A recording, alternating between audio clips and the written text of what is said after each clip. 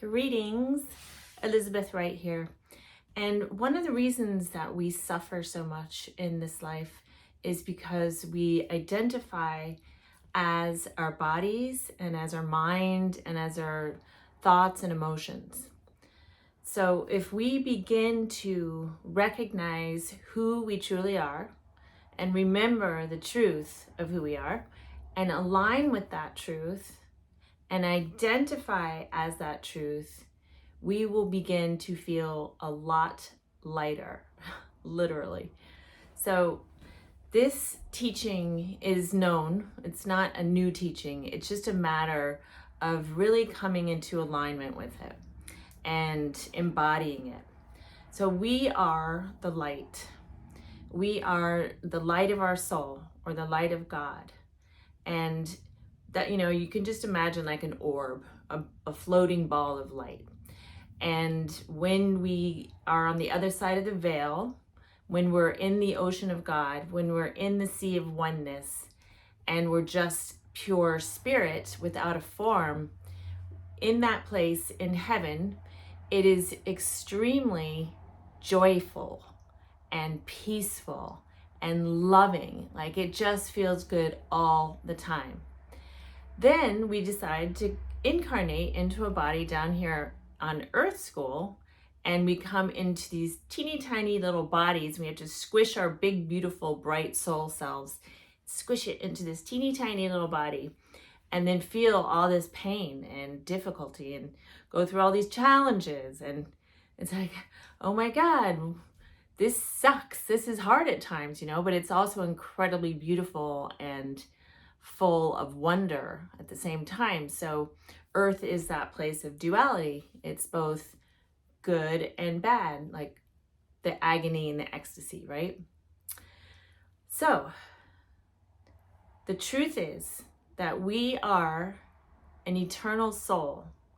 We are that ball of light that lives forever. Like forever, it's a really long time. That's infinity. And we are the light of God. So God made us. We are of God. We live forever. So if we are of God and if we live forever, then there's really nothing to worry about. Yes, this body is going to die one day. I'm going to go through more struggle. I'm also probably going to experience a lot of really great stuff too. And have all sorts of wonderful experiences of joy and pleasure and happiness and helping other people. And I'll probably experience, more heartache or who knows, I don't want to say what I'm going to experience, but it's not all going to be just smooth sailing. I'm prepared for that. But I've begun now to identify as this ball of light, as the light of God that is in everything. It's in the trees, it's in the flowers, there's spirits in the ocean, in the grass, in butterflies, in the birds, in the wind. It's everywhere. God is everywhere. So this spirit, this everything that has a soul is God. And so knowing this and walking around every day and picturing myself as this bright shining orb, just think of yourself like a sun. You're just a shining little orb bouncing around in a body.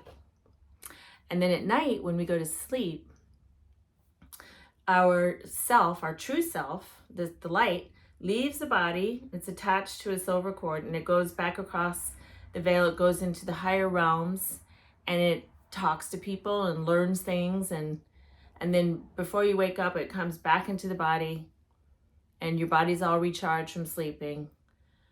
So this is the true life that we're living, the life of the soul, because that life goes on lifetime after lifetime after lifetime, and this lifetime is temporary, So when you can visualize yourself and identify yourself as that pure ball of light, of pure consciousness, of pure love, then it does something to you psychologically where you can just rest a little bit easier in your day-to-day, knowing, hey, you know, everything here is, it's the material world. It is my lifetime. It does matter. Of course, what I do matters. So how can I improve myself and, you know, every day? And how can I help others? What can I do to help others? You know, we can help others in so many ways. It doesn't necessarily have to be the physical thing. You can write books, you can make videos, you know, you can give people money, you can smile, you can give people your time and energy. There's so many ways to support each other on this planet.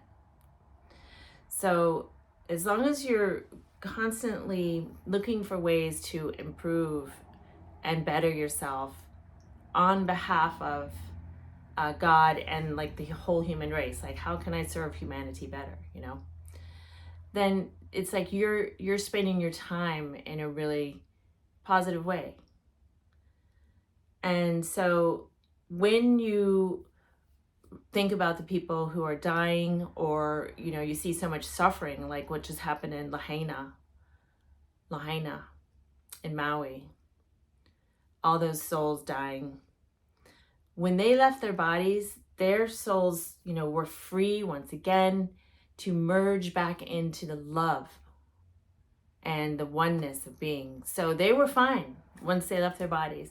And it was horrific, you know, on the 3D plane. It was awful, and it's a terrible tragedy. But they're free now, and they're good, you know. And that's the thing, like we fear death so much. And it used to be on this planet that everybody knew the truth of who they were, that there were these souls and they were coming in to have an experience in the 3D. And they couldn't wait until the day that they were going to die so that they go back to God and back to that pure love. So it was like every year it's like, yay, I'm getting older, and, you know, pretty soon I'll be able to go home.